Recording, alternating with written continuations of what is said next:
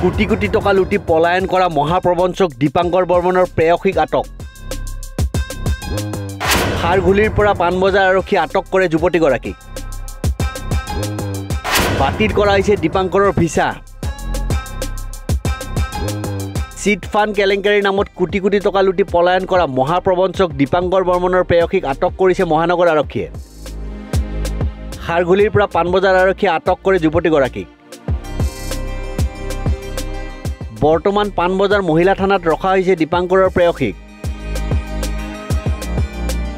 বিদেশলৈ যাতে পলায়ন কৰিব নোৱাৰে তাৰ বাবে বাতিল কৰা হৈছে প্ৰবঞ্চক দীপাংকৰ বৰ্মনৰ ভিসা বিদেশ ভ্ৰমণ কৰিবলৈ ভিসা আবেদন কৰিছিল দীপাংকৰে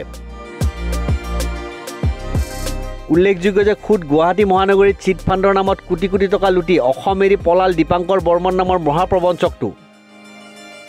ডিবি ষ্টক ব্ৰকিং কোম্পানীৰ নামত কোটি কোটি টকা লুণ্ঠন কৰিলে দীপাংকৰ বৰ্মনে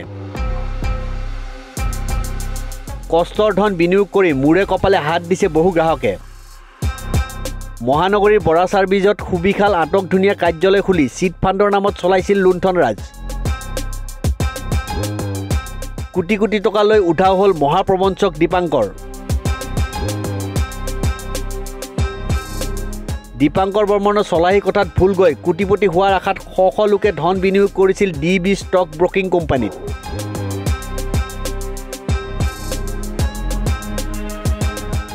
নিউজ ডেস্ক ৰিপোৰ্ট নিউজ 13